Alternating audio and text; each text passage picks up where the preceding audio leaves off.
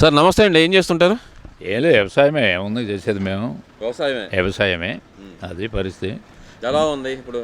బాగా పరిస్థితి బాగలేదు, కానీ మా ప్రాంతం మొత్తం లోతట్టు ప్రాంతం మొత్తం ఎలవలు పడ్డాయి. మొన్న రాసుకున్నారు, ఇంతవరకు ఏమీ దానికి నష్టపరిహారం ఇవ్వలేదు ఇంకా. అదే జగన్ అంటే ఏంటంటే నాకు అదే నేను ఉన్నట్టయితే కనుక బ్రహ్మాండంగా ఇంకో పంట వచ్చేలోపే నష్టపరిహారం ఇచ్చేవాడిని, ఇన్సెంటివ్స్ ఇచ్చేవాడిని, రైతులను ఆదుకునేవాడిని. చంద్రబాబుకు చేత కాటలేదు. అది తప్పులే, కానీ చంద్రబాబు చేసినట్టు ఆయన ఏం చేశాడు అసలు? దాదాపు ఈయన వచ్చి సంవత్సరంన్నర అవుతుంది, సంవత్సరం 8 నెలలు అవుతుంది. పరిపాలన బాగానే ఉంది. ఇంతకంటే చేసేది ఎవడు ఉండాలని మేము అనుకుంటున్నాం. అది ఏ విధంగా బాగుందని చెప్పగలుగుతున్నారు? ఏ విషయాల్లో నచ్చింది మీకు? రైతులకి ఏదైనా హెల్ప్ చేయటం కానీ, ఇంకేదన్నా చేయటం కానీ, రోడ్లు వేయటం కానీ, డబ్బు ఎక్కడికి తీసుకొస్తున్నాడు. అది పరిస్థితి. బాగానే ఉంది పరిపాలన. ఎందుకంటే ఇంకేం చేస్తాడు ఎవడొచ్చినా కూడా. ఆయన 3 అన్నాడు, ఒకదానికే ఇది లేదు, గతి లేదు. ఇవాళ ఆయన ఒకటి చేస్తున్నాడు, బ్రహ్మాండంగా ఉంది. 3 తోడుకుంటా ఉండే రాజధాని, అలాంటి రాజధాని, చేపలు పట్టుకునే రాజధాని మనకు అవసరం అంటున్నాడుగా మన అంబటి రాంబాబు కానీ, లేదంటే కేతిరెడ్డి కానీ. జగన్మోహన్ రెడ్డి కూడా అంటున్నాడు కదా, ఇదంతా ఏముంది వరదల రాజధాని అన్నట్టు మాట్లాడుతున్నారు కదా. మరి అది వాళ్ళకట్ట అనిపిస్తుంది, అది అంతేగాని వరదలని వాళ్ళకి అనిపిస్తుంది. నీళ్ళు లేని ఏమి చేయలేం ఎవడు. నీళ్ళు లేని ఎవడో ఏం చేయాలి. నీరుంటేనే ఏది చేసినా, నువ్వుండా నేనుండా ఎవడుండా కూడా ఏ రాజధాని ఏది కావాలన్నా నీళ్ళు ఉండాల్సిందే. మెయిన్ పాయింట్ అది అందుకని ఇంక మనం ఏం చెప్పగలుగుతాం? వాళ్ళకి ఇష్టమై కష్టమై చెప్తున్నారు అట్లా. మరి పులసలు కూడా పట్టుకుంటారంట కదా ఇంకొక సంవత్సరంలో. మన కేతిరెడ్డి కానీ వైసీపీ నాయకులు కానీ చెబుతున్నారు అమరావతిలో పులసలు పడతారు త్వరలో అని. పులసలు పడటానికి వాళ్ళు ఏమన్నా ఇంత ముందర సంవత్సరం లాగా ఏదైనా చెరువులు వెళ్తే అవి పెంచుకొని ఇప్పుడు పడటానికి ఉంది. వాళ్ళే తోవకుండా వెళ్ళారు మరి అక్కడ.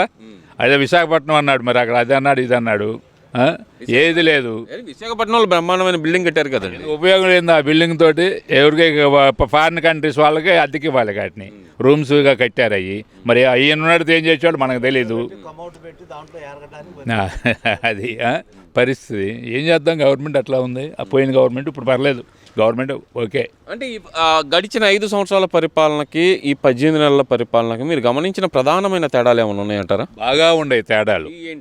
రోడ్లు వేయటం కానీ, ఫెసిలిటీస్ మొత్తం చదువుకునే పిల్లలకు కానీ ఫెసిలిటీ బాగున్నాయి. ఎందుకంటే ఇంకేం చేస్తారు ఎవరు వచ్చినా కూడా. రోడ్లు మెయిన్ రహదారులు ఉండాలి కదా. రహదారులు ఉంటే ఏది చేసినా కూడా. రహదారులు ఏం పట్టించుకుంది నాకు ఎక్కడ కనపడలేదు ఆయన. మరి వాళ్ళకి ఏమైనా కనపడే రోడ్లు వేసినట్టు, కానీ మాకు మాత్రం ఇప్పుడు వచ్చినా కనపడుతుంది రోడ్లు. సిమెంట్ రోడ్లు ఖర్చు పెట్టాం మేము రోడ్ల మీద అంటున్నారు కదండి. రోడ్ల మీద ఖర్చు పెట్టలా, వాళ్ళ ఖాతాలకు ఖర్చు పెట్టుంటారు అంతేగాని మేము అనుకుంటున్నాం అది. మరి కనపడేది ఇక్కడ మరి రోడ్ల మీద ఖర్చు పెట్టలేదు కానీ ఖాతాలకు ఖర్చు పెట్టుంటారు బహుశా. అది పరిస్థితి. నా పేరు వెంకటరెడ్డి. నేను ఎవరైనా ఒకటే నాకు పార్టీ పరంగా. అది పరిస్థితి. రెడ్డి గారు డైరెక్ట్ గానే అడుగుతున్నాను నేను మిమ్మల్ని. మాకు ఎవరైనా ఒకటే. ఏ పరిపాలన ఎవరైనా అభివృద్ధి పరంగా నేను చంద్రబాబు పర్వాలేదు, ఇంకా అంతకంటే ఇంకేం చెప్పగలుగుతాం మనం. అది ఈసారి ఇది అసలు ఊహించని పరిణామం. నాకు కూడా యాక్చువల్గా మీ పేరు కూడా తెలియదు, మీరు అన్నారు కాబట్టి ఇప్పుడు అడుగుతున్నాను. జగన్మోహన్ రెడ్డి అనే వ్యక్తి రాష్ట్రాన్ని అభివృద్ధి పదంలో దూసుకెళ్లే దిశగా చేస్తే, చంద్రబాబు అనే వ్యక్తి వచ్చి రాష్ట్రాన్ని అధోగతి పాలు చేస్తున్నారు అనేది వైసీపీ నాయకుల ఆరోపణ. మరి దానికి ఏం చెప్తారు? అది ఖండిస్తున్నాను సార్. అట్లా అనకూడదు. వాళ్ళు వాళ్ళు చేసింది ఏదేం కానరాట్లే. ఇక్కడ ఏం చేసేదేం కనపడుతుంది మాకు. ఇక్కడ తిరుగుతున్నాం కదా మేము అటు అనేటని. పోయి వచ్చాం, పర్వాలేదు, బాగానే ఉంది. చాలా బాగున్నాయి, స్పీడ్గా జరుగుతున్నాయి. అవును. జరగట్లేదు అంటున్నారు కదా సార్. దోచుకోవడం కోసం చంద్రబాబు నాయుడు గారు ఏదో చేస్తున్నారు అక్కడ. మళ్ళీ విడత భూసేకరణ అన్నారు. ఇదంతా చంద్రబాబు నాయుడు దోచుకోవడానికి అంటున్నారు కదా సార్. మరి ఇవన్నీ చెప్పుకోవడానికి పనికి వస్తాయి. ఏదో నిందలేయటమే కానీ ఎవరి మీదైనా. పరిపాలన బాగానే ఉంది, కట్టుబడి బాగానే జరుగుతుంది. ఇప్పుడు ఒకప్పుడు నీకు రాజధాని పెద్దది కావాలంటే ఆయాలు నీకు దొరకదుగా, స్థలం దొరకదు. మరి ఇవాళ కూర్చి అక్కడ పెట్టుతున్నాడు మొత్తం. ఏదన్నా కానీ ఎవరైనా కానీ రేపు ఇంకొక ఆయన వచ్చి, రేపు జగన్ రావచ్చు, ఆయన ఆయన కూడా ఇంకొకటి రావచ్చు. వాళ్ళకైనా ఉపయోగం అది. గవర్నమెంట్ అనేది ముందు ఆలోచనతో చేస్తున్నాడు ఆయన. సార్ ఇంకో విషయం కూడా అడగాలి సార్. గడిచిన 5 సంవత్సరాల అసెంబ్లీ కార్యకలాపాలు మీరు గమనించారా? చూసాము. 18 నెలల్లో 3 సార్లు జరిగింది. బాగానే ఉండే చేస్తున్నారు. వాళ్ళు చెప్పేది కూడా వింటున్నాము మేము. మంత్రులతో అంత కమిట్మెంట్ కావటం, 15 రోజులకు ఒకసారి, నెలకి 15 రోజులకు ఒకసారి వేస్తున్నారు కమిట్మెంట్. బాగానే ఉంది పరిపాలన. అంటే ఈ అసెంబ్లీ సమావేశాలు ఒక్కదాని గురించి చిన్న డిస్కషన్ సార్. గడిచిన 5 సంవత్సరాలు జరిగిన అసెంబ్లీ సమావేశాలకి ఇప్పుడు జరుగుతున్న అసెంబ్లీ సమావేశాలకి మీరు గమనించిన ప్రధానమైన తేడాలు ఏమైనా ఉన్నాయనుకోవచ్చు అంటారా? ఇది యూనిఫామ్గా జరుగుతుంది ఇప్పుడు. అప్పుడు యూనిఫామ్ లేదు, పాడు లేదు, ఒకటి రావటం మాట్లాడటం వెళ్ళటం రావటం పోవటం, ఇది మాత్రం బాగా కంటిన్యూగా జవాబుదారీగా ఉంది ఇక్కడ. అది పరిస్థితి. భాష పరంగా ఎలా ఉందంటారు? భాష కూడా చాలా బాగుంది. మాట్లాడే విధానం కానీ లోపల జరిగేటువంటి ఇది కానీ సంభాషణలు కానీ బాగున్నాయి. ఇంతమంది బూతులు ఉన్నాయి అప్పుడప్పుడు. అంటే నేను అనకూడదు, అది నేనుగా చెప్తున్నాను. మాకు అవగాహన అది. నేను ఏ పార్టీ కాదు. బూతులు ఉన్నాయంటారు? బూతులు అప్పుడు ఉన్నాయి, ఇప్పుడే అట్టగా సార్. బూతులకి ఆద్యుడే చంద్రబాబు నాయుడు అంటున్నారు కదా సార్. ఇవన్నీ మేము చూస్తున్నాం. మరి ఇంతవరకు ఏం రాలే. ఒకటి సంవత్సరం 8 నెలలు అవుతుంది, ఇంతవరకు ఏం రాలేదు. మరి మేము చూడలే. నేను ఎప్పుడు చూస్తూ ఉంటా టీవీలో, చూస్తాను అసలు ఏంటనేది. అది పరిస్థితి బాగానే ఉంది. లాంగ్వేజ్ ఏం లేదు ఇంకా. అది మరి జగన్మోహన్ రెడ్డి అంటుంది ఏంటంటే కనుక 18 నెలల కాలంలో కూటమి ప్రభుత్వం మీద ప్రజల్లో పూర్తి వ్యతిరేకత వచ్చింది, నన్ను ముఖ్యమంత్రిగా కోరుకుంటున్నారు ప్రజలు అంటున్నారు సార్. మరి అది వాస్తవమే అనుకోవాలంటారు? ఆయన అనుకునే విధానం ఉండొచ్చు, ఆయన మనసుకు. ఆయన ఇప్పుడు నేను కూడా ముఖ్యమంత్రి కావాలనుకుంటున్నా. నేను ఎట్ట అవుతాను? జనం ఒప్పుకోవాలి. ఎవరైనా వేయాలి ఓట్లు. ఆయన నా వెనకమాల జనం ఉన్నారంటున్నారు సార్. ఉండరు, నా వెనకమాల కూడా ఉండాలి. నేను అనుకుంటే కుదిరితే అది జనంలో రావాలి స్పందన. అది పరిస్థితి. అప్పుడు మంచిదే ఆయన కూడా వస్తే. ఎవరు కాదంటారు దానికి? జనం ఎట్లా చెప్తే దాని ప్రకారం మనం పోవాల్సింది. ఎవరైనా రాజ్యాంగ ప్రకారం వెళ్లాల్సిందే.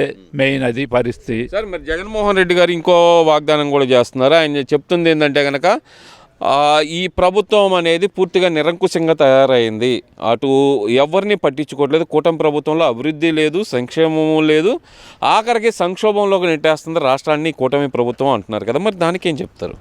ఇదంతా చెప్పడానికి ఏం లేదు. బాగానే ఉంది పరిస్థితి. గవర్నమెంట్ హ్యాపీ, గవర్నమెంట్ బాగానే ఉంది, సంతోషంగా జరుగుతుంది. ఇంతకంటే ఇంక చేసేది ఏం దాదాపు అనిపిస్తుంది.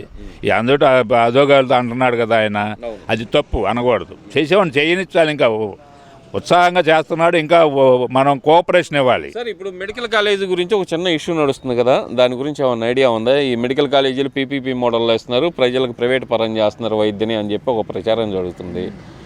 అది నిజమే అంటారా? చంద్రబాబు నాయుడు గారు వస్తేనే అన్ని వ్యవస్థలను ప్రైవేట్ పరం చేస్తారని చెప్పి ఒక ప్రచారం లేపుతున్నారు. మళ్ళీ అది వాస్తవమే అనుకోవచ్చు అంటారా? అది ఇది లేదండి, అట్లా ప్రైవేట్ పరం లేదు. అట్లా చెప్పుకోవడానికి కానీ ఇదేం చేయడం అట్లా ఆయన అనిపిస్తుంది మాకు అని ఆలోచన. ఇప్పుడైతే కనుక ఇప్పుడు అభివృద్ధి పరంగా తీసుకుందాం సార్. మీ నియోజకవర్గానికి ఏమాత్రం అభివృద్ధి జరిగిందని మీరు భావిస్తున్నారు? దాదాపు 80% జరిగింది మాకు మాత్రం. ఇంతకు ముందల గవర్నమెంట్లో, ఇప్పుడు గవర్నమెంట్లో దాదాపు అన్ని సిమెంట్ రోడ్లు వేసేసారు. ఆయన ఇంకా ఉండే, ఇంకేడన్నా దొగిలాడుతున్నారు.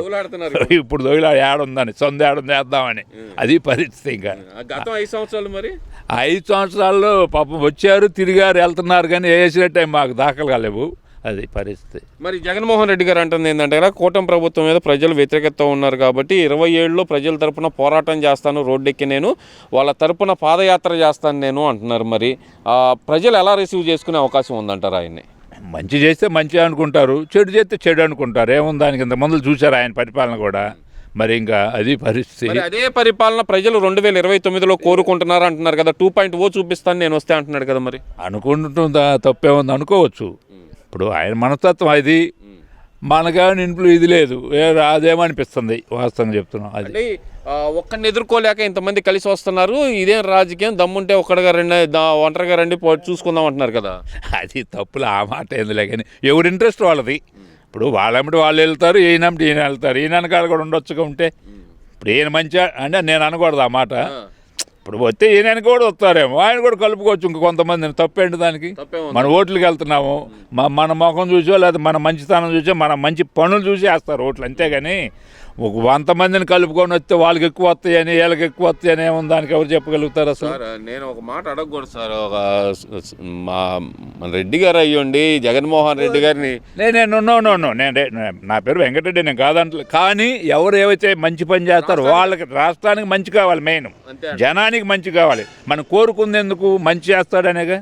అది మన మెయిన్ పాయింట్. చంద్రబాబు కావచ్చు, జగన్మోహన్ రెడ్డి కావచ్చు, మంచి ఎవరు మాకు అనవసరం. అది మంచి జరగాలి, అది మెయిన్ పాయింట్.